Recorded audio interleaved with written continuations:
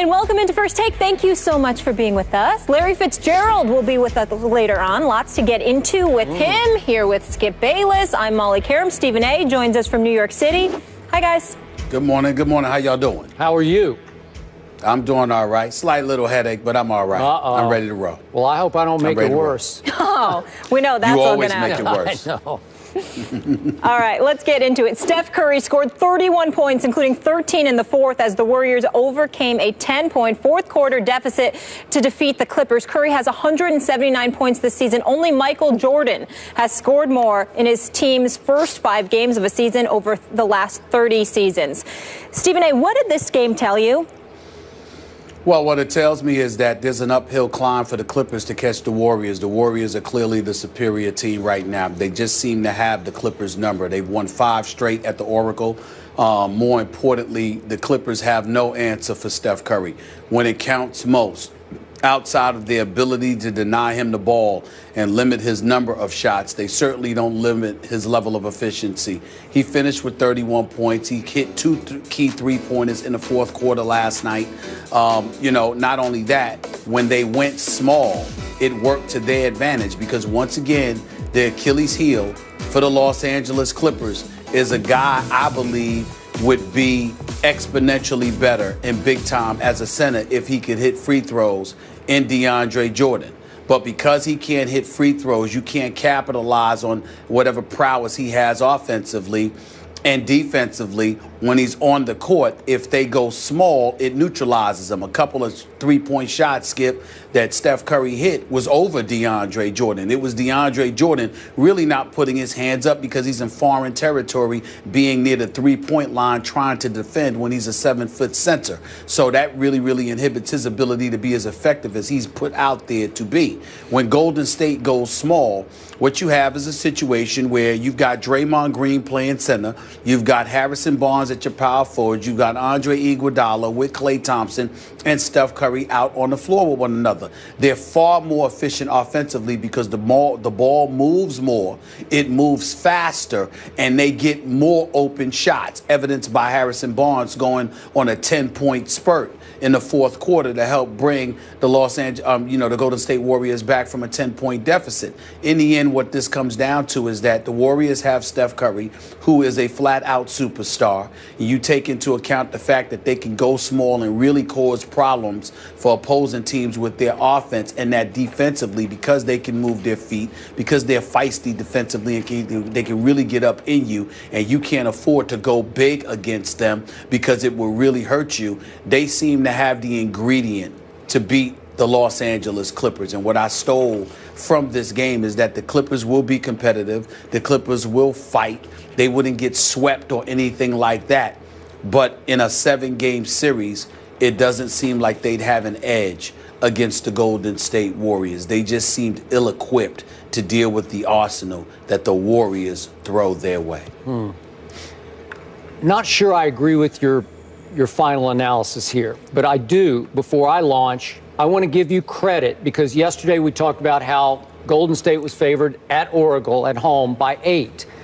And you said you would take those 8 points in the Clippers. You said this would be, to quote you, a nail biter. You were absolutely right about this. I thought it could be a quasi blowout, maybe 15 or even 20 points, because that's what Golden State has been doing to everybody else so far on their schedule. Here's when I thought I was dead right, Stephen A. Smith. You realize with 7:56 to go in the first half, midway through the second quarter, the score was 46-29 home team. Think about that. 46-29, Golden State up when Steph Curry hit another impossible, how did he do that, off-balance 3. My guy from Vanderbilt, Festus Ezeli, actually got fouled on the screen on that play. So he's going to get a free throw on top of Steph's 3. They had to go to the review on that, and they decided that it was almost like simultaneous launch and foul. And Oracle went, as we all know it can, bananas. And it felt like, once again, not that they had won the championship, but it was a big celebratory moment for that arena and that home team. And I think they were feeling themselves. I think they got maybe a little too full of themselves. And I'm here to tell you, from that moment all the way into the fourth quarter, till the 5:32 mark of the fourth quarter, do you realize the Clippers that you said would make it close outscored Golden State 68-41? They went on a 68-41 run. Think about that. At Oracle, the Clippers did that. I was highly impressed with the Clippers. It gave me pause to think maybe the Clippers can compete down the line with a Golden State that just looked like an unbeatable juggernaut first 2-3 games. It also gave me some hope for my Spurs. You know, maybe there's some flaw here. There's some Achilles heel, because if you get outscored on your home floor 68-41, wow, it shows some vulnerability. So I went a little deeper into the numbers, and I said, how did that happen? Well, guess what? In that stretch, our man Steph went 1 for 9 in that 68-41 stretch. So the bottom line is, they go as he shoots, as he goes. And yet, Harrison Barnes, remember, the Clippers went up 10 mid-fourth quarter, went up 10 at Oracle, and Harrison Barnes was the first to stem the tide, because in a 2-minute stretch, he scored 10 quick points. Then down the stretch, down the last 5:32, Steph Curry made 4 out of 5 shots. He made 3 threes.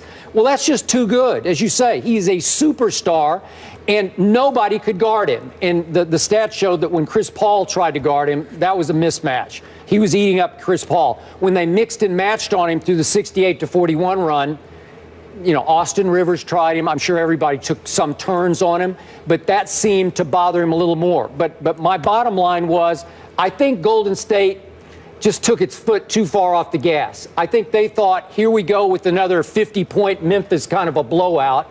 And in the end, when it was time to snap back, to hit that switch again, Steph Curry really hit that switch. So he goes from a 1 out of 9 jag and then makes 4 out of his last 5 shots. Ball game. But you were right. The Clippers made it close. And I came away very impressed with the Clippers' fortitude, their guts, their character, their hang-in ability. Go ahead. Well, I'm impressed with the Clippers as well. I understand that the Clippers are legit. Please don't get me wrong, but we're talking about them going up against the reigning, defending NBA champions. And a guy with Steph Curry, first of all, this notion that he's 6 feet, 6'1", that's a lie. Steph Curry is a legit 6'3". He's got a legit 2 to 3 inch height advantage over Chris Paul. I've stood next to both of them on several occasions. I know this. Not to mention the fact that when you look at Steph Curry being guarded by Chris Paul is a quintessential point guard, and we know that he can defend.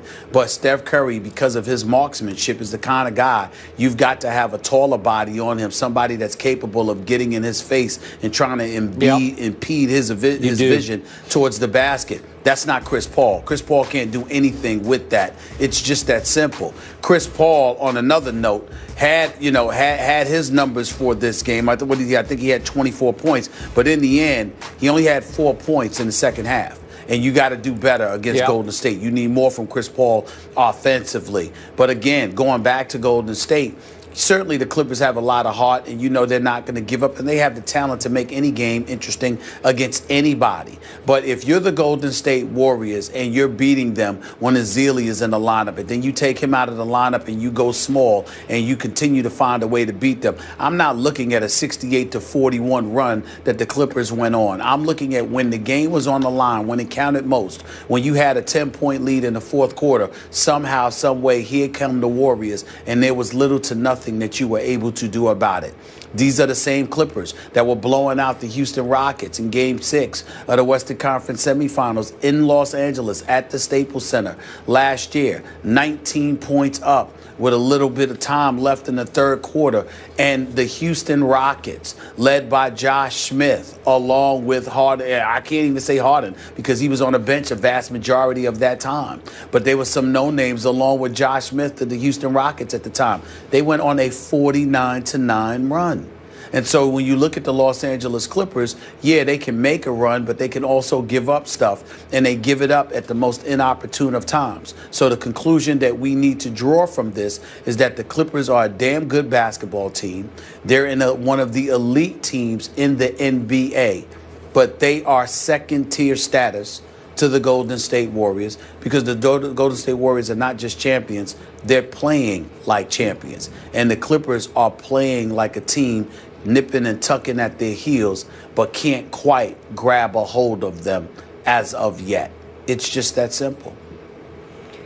History on Golden State's side. The Warriors are the 5th team in NBA history to start consecutive seasons 5-0. 3 of those teams went on to win back-to-back NBA titles in those seasons. Now to